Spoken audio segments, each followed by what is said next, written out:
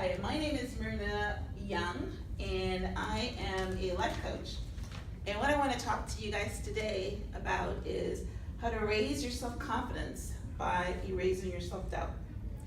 Now, the reason I chose this topic is because self-confidence is the key that unlocks the universe for you. It's better to be overconfident and cocky than to not be confident at all and just hide in the corners, right? So let me give you a little bit of my backstory of my journey to self-confidence. And my journey to self-confidence starts about when I was about 10 years old. I was born in British Guyana, which is a third world country. Come on in. Which is a third world country. Our neighbors are Venezuela and Brazil. And because we're a British colony, we follow the British system. So at 10 years old, I took an exam called the Common Entrance Exam. Now the Common Entrance Exam was an exam that you had to take in order to go to a good high school.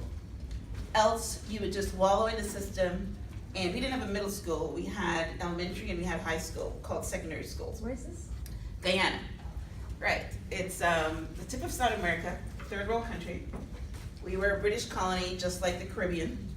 We had the slave trade and all that. So we were colonized by the British system. And we were called British Guyana at one point until we got our independence. And now we're Guyana, right? So when I was growing up, we followed the English system. So in order to get from elementary school to high school, to a good high school, you had to pass the test. You had 3 years to do the test, 10, 11, and 12. And I passed it the first time I sat it at 10 years old. So 11 years old, I went to high school. So that was my first confidence boost. I was one of the youngest children ever to pass this test, common entrance test. So I went to high school at 11 years old. And not just any high school, one of the top high schools in the country. It's where they, depending on your score, then you get to go to these schools. Because I started school early, I finished school early, right? So the goal was, when you get to school, to take another exam called the GCE levels. But the GCE levels, they're recommended that you get 5 subjects, because 5 subjects will get you a good job, or if you want to go on to higher education, it will get you into higher education. So at 15 years old, I took 3 subjects and passed all 3. And then at 16 years old, I took another 3 subjects and passed all 3. Now, I had a subject that I padded in there because I didn't think that I was going to pass it, and that was Spanish. I think there's some Spanish people in the room, right? Right? Right, exactly. Can you believe that at 16 years old, I spoke fluent Spanish, enough to pass a state exam? Today, the only thing I remember is, ¿Cómo estás? And then, and then I know to say, if someone asks me that, muy bien, gracias. It's a good example of anything that you don't use, you lose, right? Because I didn't use Spanish outside of school and I had no one to talk to in Spanish, then I lost Spanish, right? But let me continue on with the story. So at 16 years old, I was essentially done school.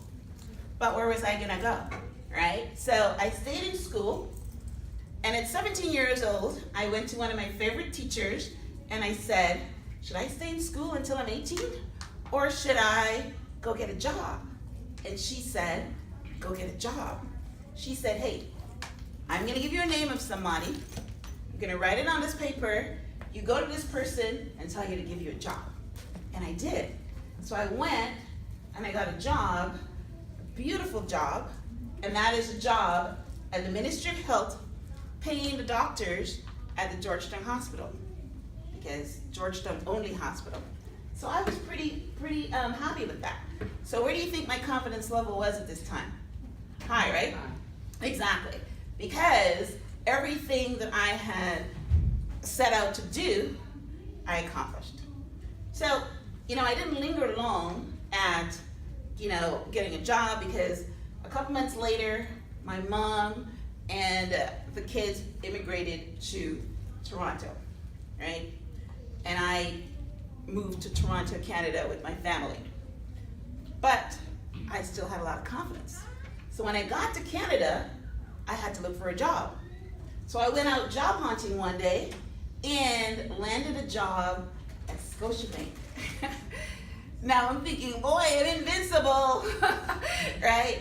Got a good job at a bank. Now, I'm pretty sure it's the same way now. A bank job is a pretty prestigious job, makes me feel pretty good about it, right? So, got a job at the bank, and if you're listening carefully, you'll probably hear me talk nothing about higher education. Because for some reason, even though I was a good student, smart and intelligent and all that, I was never interested in going to university. In fact, my dad taught at the Guyana University. He was already had his PhD, and I was never interested. So I came to Canada, I got this job as a teller, moved up in the ranks, stayed there for several years, and then I met a guy that was a little older than me, 12 years to be exact. Was my boyfriend. He became my husband, and he said, you should go to college. The government is going to pay you to go to college. So I went and I took the test, and it was called an aptitude test, and got to go to college. So I went to college, got my degree, graduated from college, decided I was going to go into sales because that's where the money was at. So I decided to start selling computers. Now, a couple years into that, our job got an invitation to a Tony Robbins webinar or seminar, right? And you guys all know who Tony Robbins is? He is like my hero. You don't know who Tony Robbins is? Well, Tony Robbins is like the #1 life coaching person in the world, all right? He's everywhere, right? This was back in 1992, and I remember that because that's the year I started my business. In 1992, he was just starting out, and the way he built his following is by offering free tickets. They still do it today. In fact, he was just in Palm Beach last week. But Tony Robbins is big. I love him.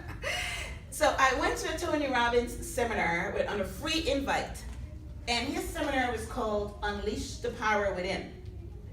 And for that day, for those hours, or whatever it was, in an auditorium with thousands of people, Tony Robbins spoke to me, unleashed my power within. I left that seminar and I was on fire. I wanted to be an entrepreneur. I wanted to become wealthy. I had a different trajectory in life now. I just didn't want to work for somebody else. I wanted to have my own business. 2 months later, I had gotten a loan. I had figured out what business I want to do, and I purchased my first stretch limousine. I started a company called A Royal Livery Limousine Service, because my husband's name was Prince, so I thought, why not? So, A Royal Livery Limousine Service. Now, took that company to becoming one of the largest female-owned operator in Toronto. Won the Entrepreneur of the Year award in 1998, right? All because I had confidence. All because I believed that I am capable of doing things, that I had the internal power. And then something happened. Now, when I was in Guyana,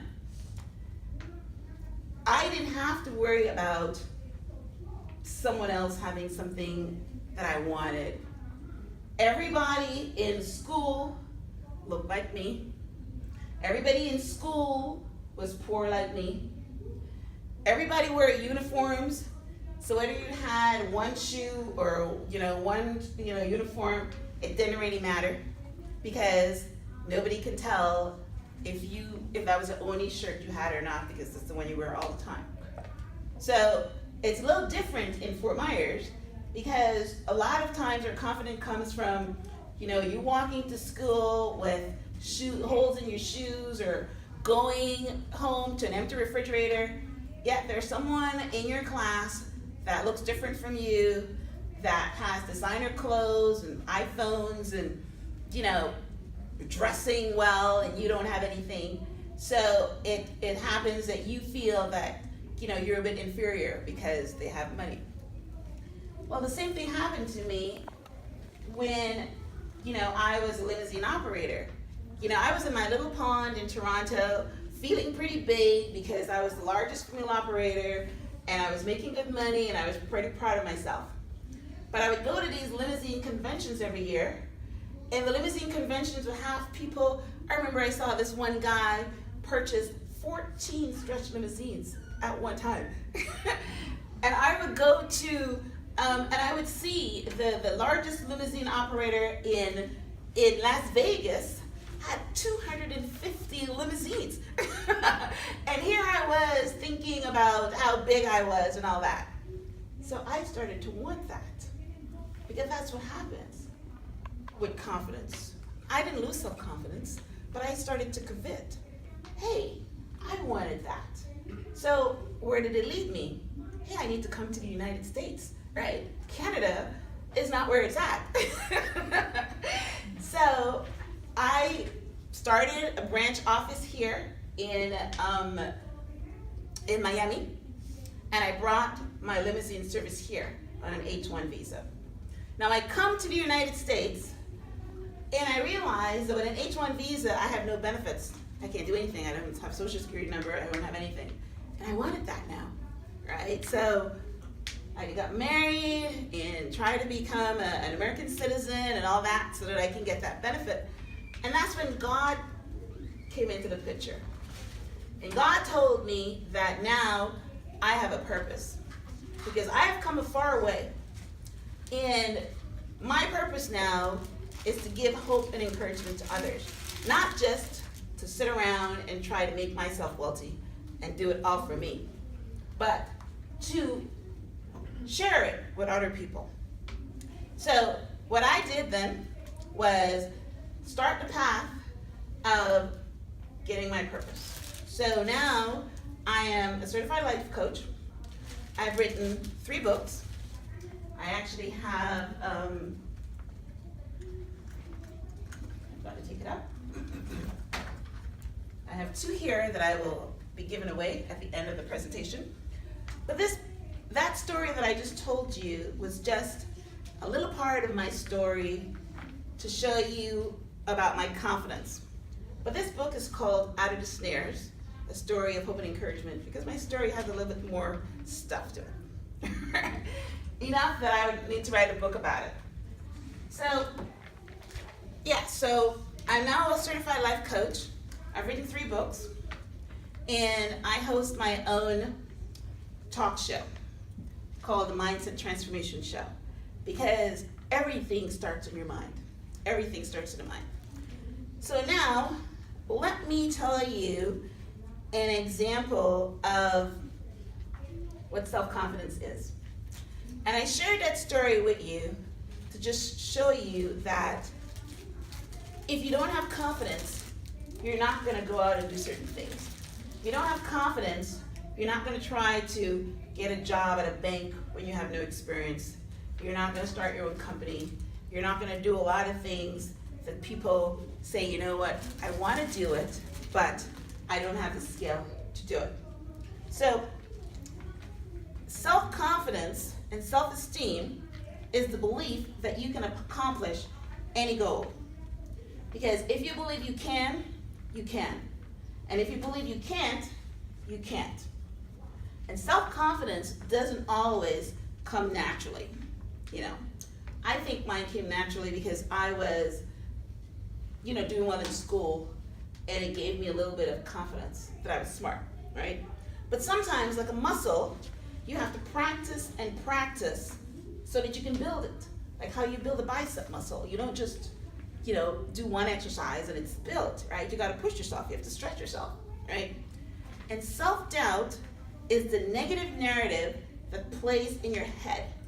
You guys ever did that Pac-Man game where all I did was eat up stuff, right? And that's what self-doubt does. eats up and eats up at your self-confidence. So today, I want to share some tools with you how to build your self-confidence and self-esteem while starving the negative self-talk.